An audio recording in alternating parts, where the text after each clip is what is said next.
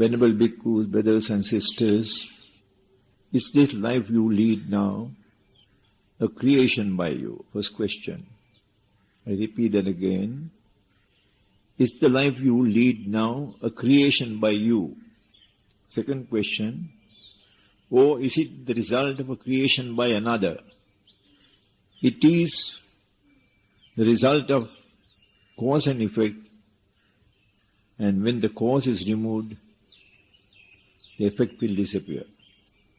Now there are 4 things to discuss. Is the present life a creation by you? The answer is no. You may think that it is a creation by you, that the previous birth, it is something connected with the present life that existed at that time.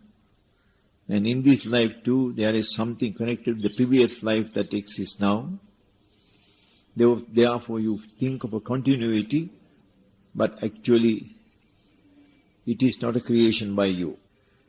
First and the foremost thing is, if there is a person called you in yourself, there is no being as such in yourself. I think you have heard sufficient discussions on this subject of the creation of the being in you, that it is completely an illusion created by the 5 grasping groups. In every thought you create to perform the acts of the 6 sense bases, there arises a delusion as if somebody is the author of that activity.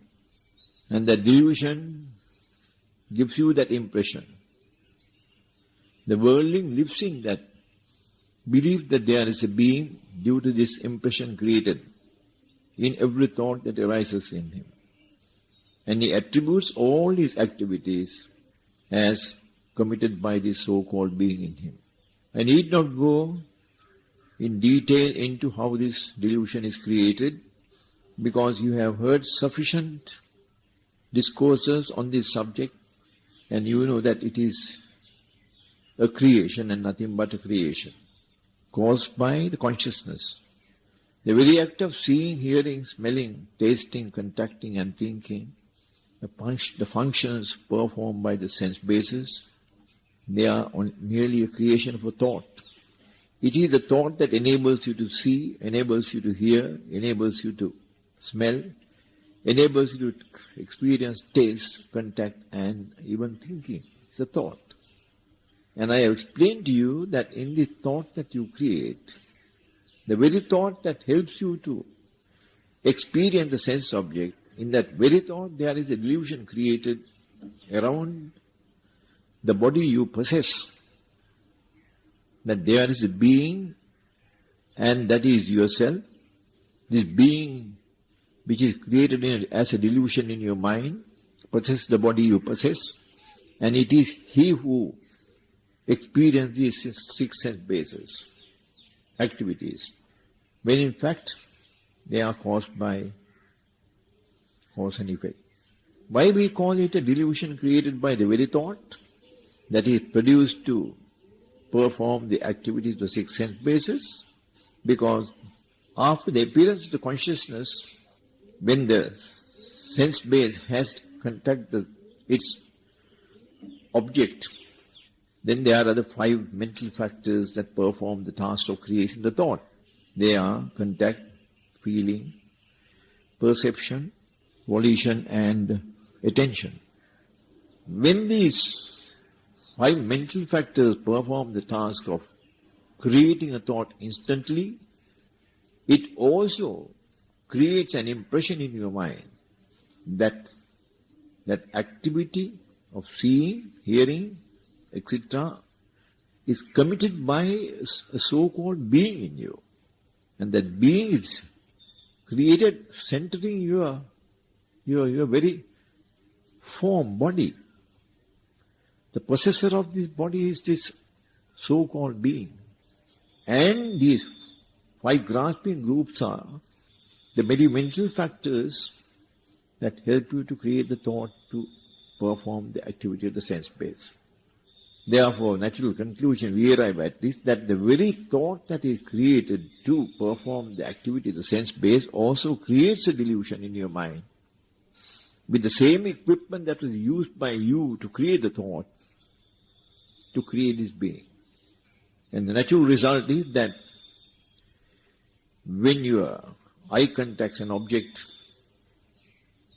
and perform the act of seeing by the creation of a thought, in the performance of that act of seeing in the way of creating a thought, also creates the author of that activity of seeing as the being in you.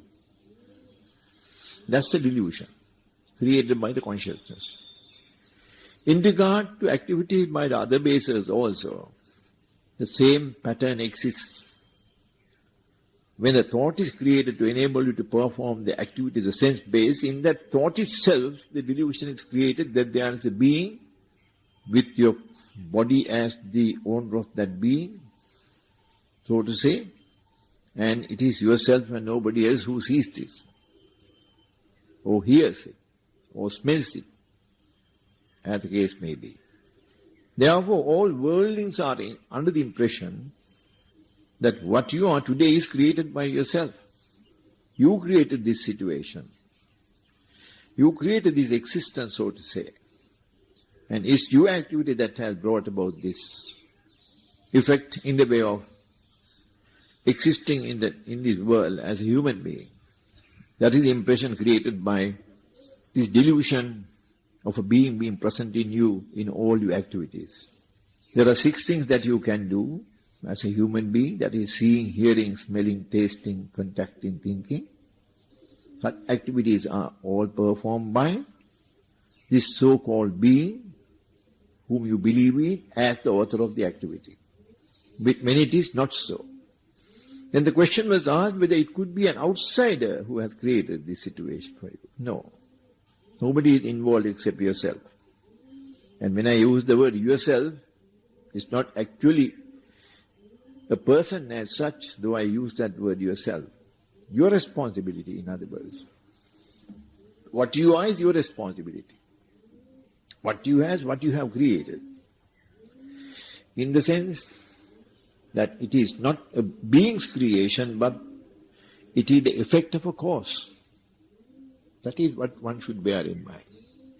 If the effect of a cause, so what you are is cause and effect and nothing else.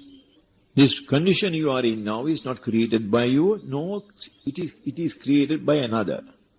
But it is just a cause and effect and nothing else. And the cause for the creation of cause and effect, your body and your mind has participated. Your mind is a forerunner of all activities. Therefore, when action is committed by the mind, by the body, it is the mind that gives the necessary preliminary suggestion to the body to perform the act. Body merely complies with the body, but the mind directs it to do. There are 6 things that you can do as a human being. In all these 6 things, like seeing, hearing, smelling, tasting, contacting and thinking, if you analyze carefully, it is nothing but what you are now is cause and effect and nothing else. This is something which you must always bear in mind, which you must understand realistically, not just on the surface as somebody says you believe it. Because who you are and what you are is truly understood when you have understood this pattern of existence of yourself. Your body is the natural outcome of a karmic act which has resulted in giving you a birth in a certain pattern, certain life. Now you are born as a human being. It is a karmic force that directed you to be born as a human being. And the natural outcome of you being born in a human world is that you will be produced by the result of the father and mother associating with each other. That's the result. It is so in any other aspect too, in the animal world, plus in any other, even the plant world it is there. The opposite sex, they get together and then form the first cell. and that develops. And what you are is that development. That is your body. Mind is again mental energy. It's being moved about as a result of desire. Desire is the driving force of the mental energy to possess the body and live in the human world as a human being. So there are two things that perform the functions of the body and the mind getting together. Body is the result of karma. That's the last thought you create, connected with an act which you have performed, and you cling to that. And the result of that act is the present life you are in, being born a human being. With regard to the activity of the creation of the body, of course, the father and mother are responsible.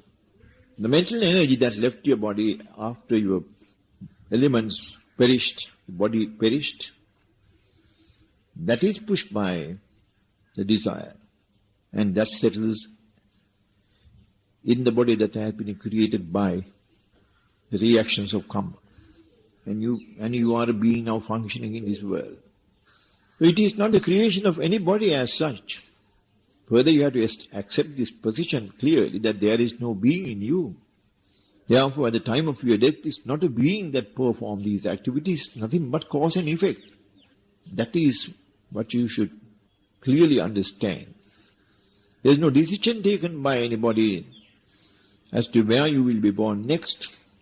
The circumstances you maintain and volitional acts of karma which you committed, and also the desire that you have developed within yourself through your ignorance. These are contributory factors that will lead you to perform activities in another birth, existence. There is no one responsible for the creation of this existence. There is no authority who actually activated all your performances in the way karmic acts or activity on the part of the mind for the development of desire. All those are causally created as a result of your ignorance. Karma is the reaction of your volitional action. And the reaction is brought about so long as you live a life influenced by desire. If there is no desire, there is no karma. Desire is the cause of karma. So the birth after birth you go on, you being born, is as a result of the karma which you commit and the desire you possess. Those are the causes of your existence. Those are the reasons why you exist today in this birth like this. This existence is not your work. When you say your work, then there should be somebody in authority to perform the activity. But there's no person in you as such. Though we formally say it's your activity, but it's not your activity. It's causally created activity. Therefore, you can't say you created this life of yours, or you can't say that any other created this life of yours. This is just cause and effect and nothing else. That is something which you must be very thorough about if you are going to pursue Buddhist philosophy. Because the wrong conclusion you would normally arrive at, that there's a being in you, is the creation, is the result, or I should say is the cause for you to create attachment to desire. If there is no being, then there is no person as such who would undergo the sensations of something pleasant or unpleasant. And there is no one who would pursue that pleasant sensation to experience more pleasant sensations, or to pursue the unpleasant in the way of being disappointed, not expecting what you thought for, what you aspired for. That is something pleasant. So you see, the mind is reacting very well to these circumstances. Mind reacts because there is some person in authority who makes the mind to react that way. And that reaction that is caused by maybe the illusion created in your mind that you are a being, that enables one to enjoy the feelings of either pleasant or unpleasant. When you say pleasant or unpleasant, there is no one in authority or one existing who enjoys that. You can consider one has a pleasant feeling or unpleasant feeling. But to pursue that further and then create the desire for it or the aversion for it is a result of somebody pursuing that activity of enjoying the present or creating unpleasantness or aversion about that which did not appeal to him. And who creates that? That so-called person who is pursuing these activities is this by grasping groups. In every thought that you create to perform any activity, the 5 grasping groups which are also the same as the 5 mental factors that help to create thought, they perform this activity of creating an imaginary person. And it is he who pursues what is good and pursues what is bad. One would ask the question, if one feels that something is good or something is bad, how does he come to that conclusion? How is he made to feel that way? To select something as good and something as bad is your past experiences. From the day you started desiring for these things, you created the desire, and based on that, all your future activity is on your past experiences. When something appears pleasant to you, know that is something which you can enjoy, and you pursue that enjoyment to create the desire. Desire cannot be just created by knowing something pleasant. Also, aversion also cannot be created by knowing something unpleasant. You know something is pleasant, you know something is unpleasant, but that doesn't create a desire. Desire is created normally as a result of pursuing what is pleasant and pursuing what is unpleasant. That's something which you must give thought to. And in that case, when when a pleasant sensation is pursued or unpleasant sensation is pursued to create desire or aversion, it is that being that has been created in you that does that task. Now in the dependent origination, it is clearly indicated that after the formation or sense-based activity, there arises the consciousness, and the consciousness gives rise to mind and matter. One would ask the question why the formation is mentioned as a result of ignorance, and it is after the formation that consciousness is created. And the resulting from the consciousness is the creation of mind and matter. There must be a plausible reason for that. After the formation gives rise to the consciousness, and the consciousness gives rise to the mind and matter. And these are committed at the 6 sense bases. One would ask the question, what is meant by committing formations in ignorance, which gives rise to consciousness? When the consciousness is responsible for the creation of the thought, for the performance, the activity of the sense base, how is it that formation is the first effect of ignorance, and the formation gives rise to the creation of consciousness, and the creation of consciousness gives rise to ignorance, to mind and matter? That is how the explanation goes. That is how it is said or stated in the dependent origination. Formation is the activity of a sense base. Activity of a sense base gives rise to consciousness. How does that happen? If you analyze the activity of the sense bases carefully, if we take one clear instance like the eye contacting a visual object, first is the eye that has a capacity to see, that catches the visual object. The eye is made up of elements, and so is the visual object made up of elements. And the reflection of the visual object on the retina of the eye is also a physical reaction, not a mental reaction. Therefore, in regard to the creation of formation by the eye in the way of seeing an object, activity has already taken place prior to the consciousness arising, with the eye catching the visual object and the reflection of the visual object arising in the retina of the eye. There's activity already. And it is after that the consciousness appears. The signal to the consciousness appearance at the third party is after the contact is made by every sense base with its object.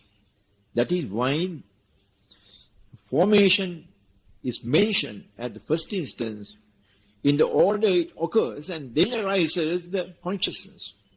And the consciousness gives rise to the mind and body, which perform the activity of the creation of the thought and committing that act by the sense base in the way of seeing. Very often this question is asked as to why, if the sense-based activity is committed as a result of the creation of a thought, why is it not mentioned that prior to the formation, the creation of the thought? The only plausible answer one could give is, if we analyze the activities of the mind and body in regard to the creation of a thought and subsequent reactions in the way of seeing, hearing, smelling, performing the tasks of the sense bases, you find a certain physical activity has already taken place prior to the arrival of the consciousness at the seeing. Therefore, the formation has occurred up to a point, and arrived at the consciousness complete the task of seeing, hearing, smelling, tasting, contacting and thinking. Merely by saying a formation has been created, that doesn't give the necessary importance to the consciousness and the formation of the mind and body. These two are vital functions for the performance, the activity of the sense base. But only some aspect of the incident in the way of seeing has occurred in connection with the eye and the visual object in the way of two physical things contacting each other as a result of the reflection of the object in the retina. Therefore, that has to be shown as a first thing, and second, the appearance of the consciousness, and third, the creation of Nama and the Rupa. Five mental factors is the creation of Nama, and the Rupa is the ability created in the mind to see something in the nature of a physical object. Now, therefore it is clear, brothers and sisters, that experience you gain through is not your creation. Through the six sense bases, those are the six things that you can perform as a human being. Those are not your activities. Because there is no you in that, in yourself. It is just a false impression created by the five grasping groups that there is an author to all your sense-based activities. No, there is no author. Therefore, there is no you. Therefore, these activity by the sense bases are causally created. Also, if they are causally created, then there is no outsider involved in this activity. Not an outsider who performs this activity. It is just cause and effect and nothing else. Then Buddha goes further and says that if one could get rid of the cause, the effect will also disappear. What is the cause of all your formations? Desire.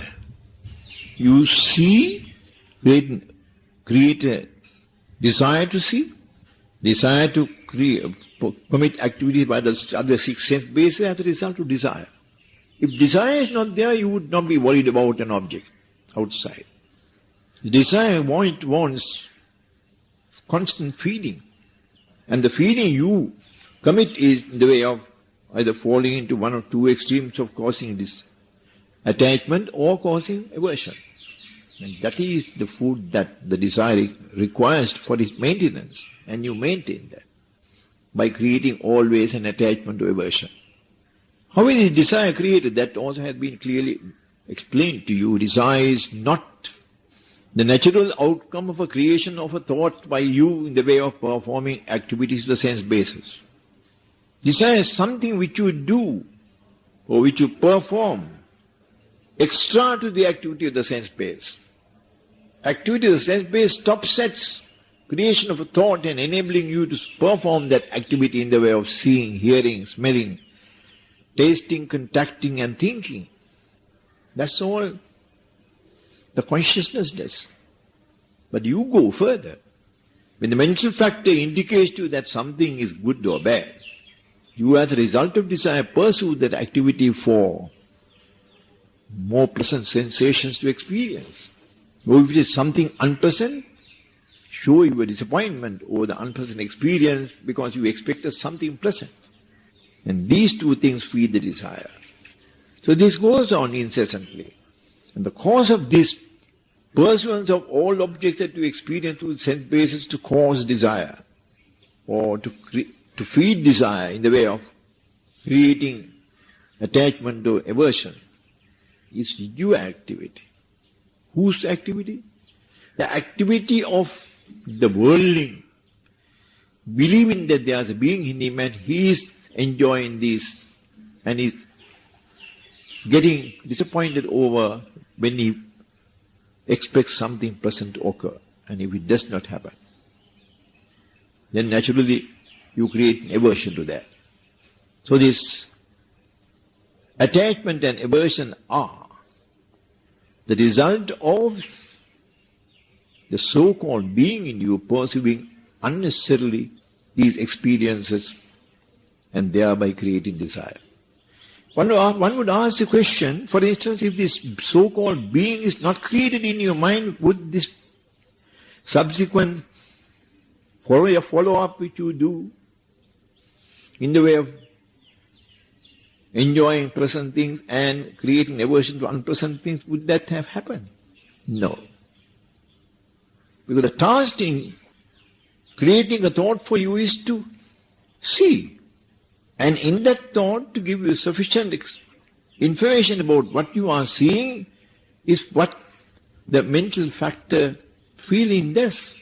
Other mental factors too contribute information to make that thought which you create, to see, to smell, to taste, to think, a complete thought.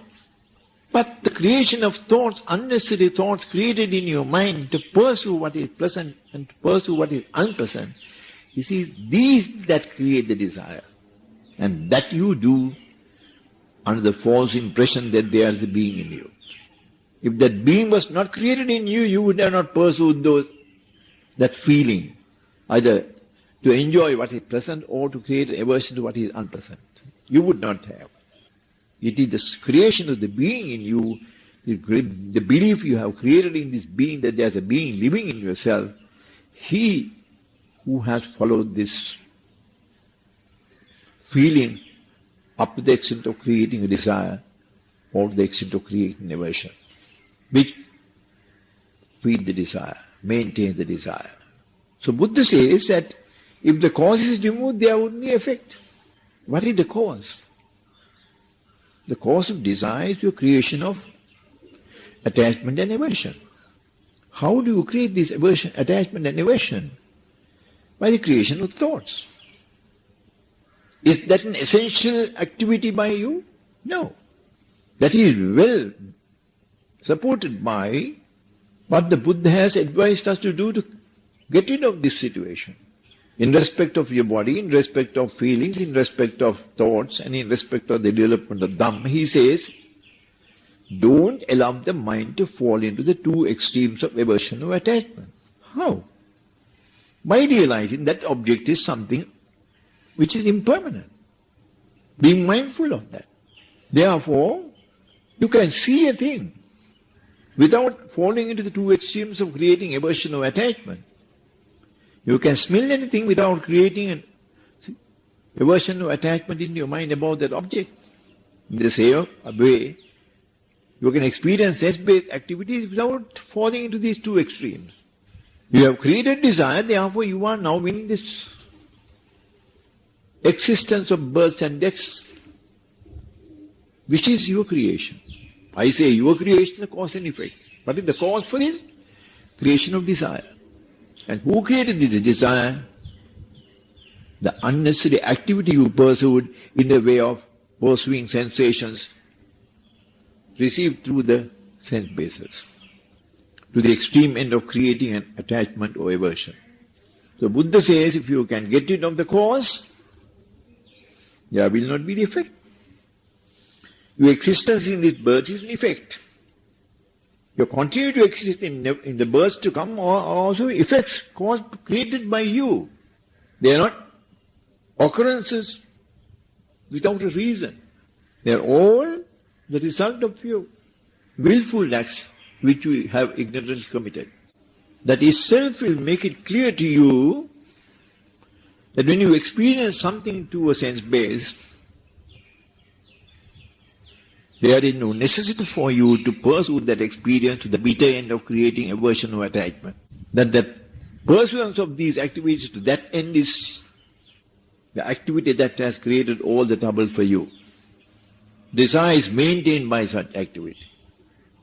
And Buddha's advice to you is don't pursue that activity. If you pursue that activity, you will create more and more births and deaths in the future. If you don't pursue that activity, then there won't be more births and deaths in the future. And he also gives you advice how you should avoid that pursuance. Always be conscious that everything is impermanent. Therefore, what you have seen is also impermanent. And there is, if it is correctly understood as impermanent, then naturally there would not be an urge in you to pursue that, to enjoy anything out of it. It's something impermanent, something of no value. Where do you apply that activity to stop further activity of the consciousness to create desire? After you see the object with the eye, hear the sound with the ear, experience the smell through the nose, experience the taste through the tongue, experience the body through contact. And when a thought arises in you, when this is done mindfully by you, that the object is impermanent, you shut off the natural urge that arises in you to continue to enjoy the object or to create an aversion to the object. Because you have realistically understood the value of that, therefore no value is attached to that object as an impermanent object. And thereby you stop the feeling of desire by your unnecessary activity. That unnecessary activity is created, one can reasonably understand, as a result of you believing a being in you and due to desire. The cause of all your trouble, they are the cause of desire in you, and it is this desire that drives you from birth to birth. So long you to feed the desire will exist in you. If you do not feed the desire by either falling into the extremes of one extreme of either creating an attachment or creating aversion, then you refrain from feeding the desire. Maintain that being mindful of the object. Mindfulness of the object will indicate to you that it is something impermanent, always constant change. There is nothing substantial in that object. Therefore, there would not be the natural urge created in this so-called being to enjoy what it has seen by creating further thoughts to create attachment, or if it is something not to it, like to create an aversion. By the time you reach this state of activity in creating a thought to see and then seeing a thing, you have already committed the act of creating a formation.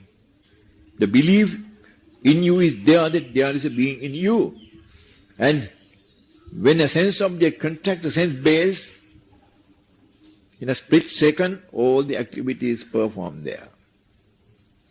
You have come to the wrong conclusion that there is a being who has seen, and you pursue what is enjoyable in what is seen, to enjoy that by creation of thoughts, or if it is something to dislike, to create an aversion to it by creation of thoughts. The second activity of creation of thoughts and enjoying of creation of thoughts and creating aversion to it are your follow-up. Whereas the thought is only created for you to see, that's all. Therefore, desire is not a quality of the mind. It is something which you have created outside and maintaining it as a result of pursuing activity in the way of creation of thoughts which are unnecessary. If you have seen only, that is all. If you have heard only, that is all. If you have contacted something, that is all. Instead of stopping sense-based activities at that, after the real performance of the sense-based is done, then nothing would have happened to you. But this unnecessary activity which you followed by creation of unnecessary thoughts, in the way of enjoying what is present to you, or in the way of creating an aversion to what is unpleasant to you, that has created the desire in you. Therefore, desire is the cause of your existence. If you get rid of desire, you will not be born again. That's what Buddha says. Get rid of the effect, get rid of the cause, then the effect will not be there. Get rid of the cause, the effect will not be there. Now the 4 sentences which we discussed today is, who created this birth in this world? Did you create this birth in this world? No, I did not create this birth in this world. Did anyone else create this birth in this world for you? No, no one else created this birth in this world for me. Then what is the cause of this birth in this world? It's a cause and effect and nothing else. How to end this birth, cycle of births? When you get to the cause, the effect will not be there. The cause is desire, and if you get into desire, there won't be a birth for you. You attain Nibbana. It's a very interesting subject for you to think. I again repeat that. Who created this existence to you? Now, are you existing? I am not. No, who is responsible for this existence? I am not. Generally, you are responsible, you feel. It is not so. Is an outsider responsible for this existence of yours? No. What is this existence? It is the result of cause and effect. How could one get rid of this? If one could get rid of the cause, the effect will not be there. I repeat that again for you. Did you create this existence for you? No. Any outsider created this existence for you? No. What is the cause of this existence? This is the result of cause and effect. How could one get rid of it? If one could get rid of the cause, the effect will not be there. The cause is desire. The effect is what you are. If you get rid of desire, then after your death there won't be any further existence like yours. You have reached Nibbana. Thank you very much.